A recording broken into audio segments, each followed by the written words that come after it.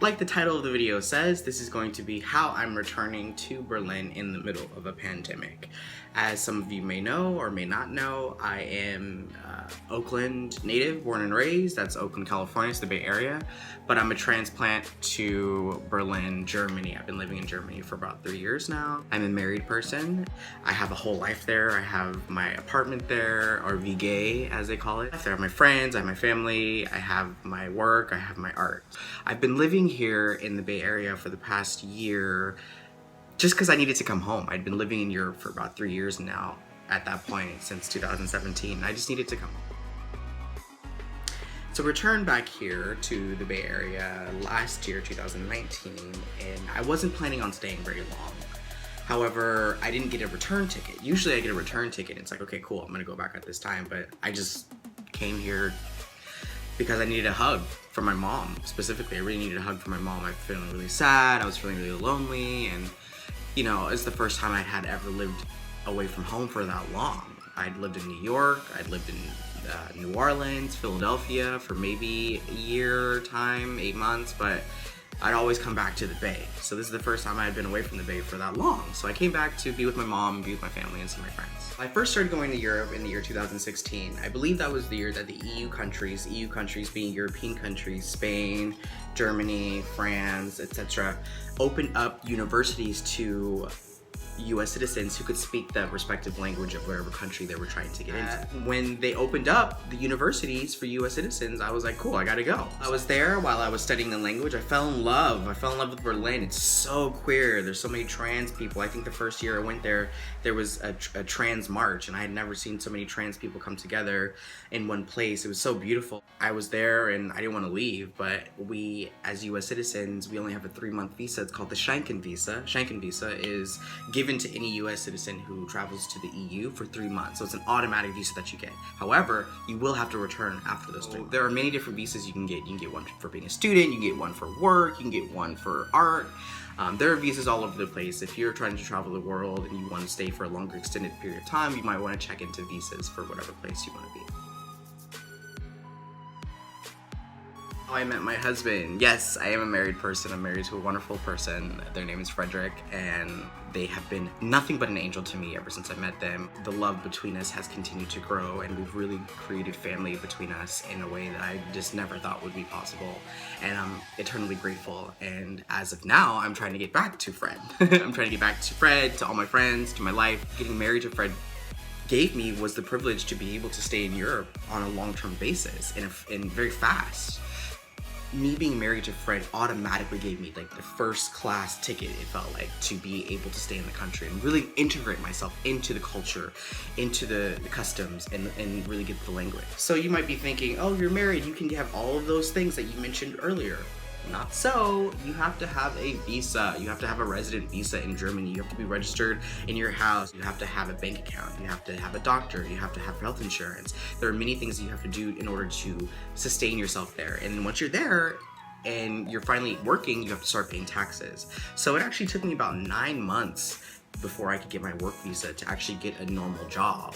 I don't regret anything in my life, but I'm gonna be transparent with you guys. I have a lot of confessions to make in this video, and one of them was that I was doing sex work in order to survive. And I can tell you for myself and my spirit, it's definitely not for me. And so that 9 months of having to essentially hustle to survive and pay my rent was not ideal. So moving right along to the next part of the story, which is my return to America. So after living in Europe for almost 3 years, I left in 2019 because I needed a hug from my mom. Like I said before, I had been going through a really hard time there. I kind of lost myself. I kind of lost the reason I was there. And I need to be reminded of who I am, where I came from. The Bay Area here offers me so much. I'm so involved with my community. There's a huge queer community here of people that like love and support me. In this time, I was able to find a job that really catered to my needs. I was able to work for a nonprofit, working with the LGBTQIQ youth of San Francisco, being a peer mediator, a facilitator, and a counselor. And that work meant the world to me, to be able to work with kids who I look like them, but 10 years from now, and being able to have this dialogue with them about what life is going to be like after high school, what they can do, how important queer community and chosen family it meant the world to me. That job was everything to me. I also had a job at an infamous place called the Freight and Salvage. It's a music venue here in Berkeley, California. It's 50 years old, full of such great history, amazing sound system, amazing soundboard, amazing staff. Like seriously, the Freight and Salvage just took me in with open arms. I was able to see so many shows every week of these international bands traveling from around the world. I'd also started taking classes again here at Berkeley City College. It's a university right down the street from where I'm living here in Berkeley, right next to campus. And I just thought, yeah, I'm really doing it here. I'm really with my family again. I have my work, I have my school, I have my long-term friends. I was nailing it so much I actually planned to stay in America. I was like, oh, in enters Miss Coronavirus. Now, it took everyone by storm. The whole world was in a state of panic. We got to see a lot of like mass hysteria with people going to buying up all the toilet paper and just thinking all the resources were going to be gone, and a lot of fear mongering. And as someone who is already like a trans, non-binary person of color, the race wars in America continue to grow with the Trump administration.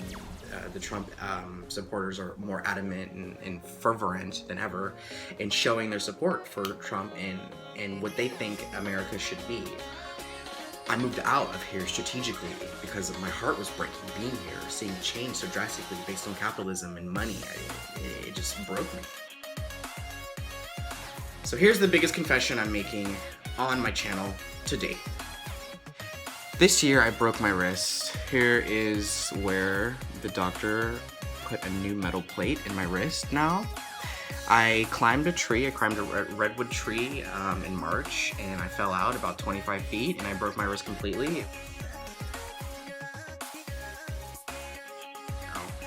That was the most horrifying thing that's ever happened to me. I have chosen to live my life as an artist, as an individual, as an anarchist, and what that means for a lot of us is that we don't have healthcare, we don't have stable jobs, we don't have savings accounts, and we don't have things to make sure that we're protected in case of emergency. So breaking my wrist this year was a huge wake-up call to what it meant to me to have work. At the time I had still been working for that nonprofit, and what it meant to me to have a savings account, and what it meant to me to be taking care of myself in a whole new way. And in that time, I started to be really depressed, and I stopped living a little bit. And to make matters worse, a little further on down the line, I was actually let go from that job. Now, I wasn't let go from that job because of coronavirus or because of, the lack of funds, or like we weren't going back into the schools. I was let go. I was discriminated against for being trans, identified person. I'm not a malicious person. I'm not unruly. I'm not someone who is unable to communicate. To fire someone during a pandemic who had just broken their wrist and has like medical bills to pay, who has bills to pay here, like in exorbitant rent prices in the Bay Area, and I'm a non-binary trans-identified person of color, and you're gonna fire me right now, like during this like race war. It felt like, where am I in the world where something like this could happen? And it made me so scared for a little bit.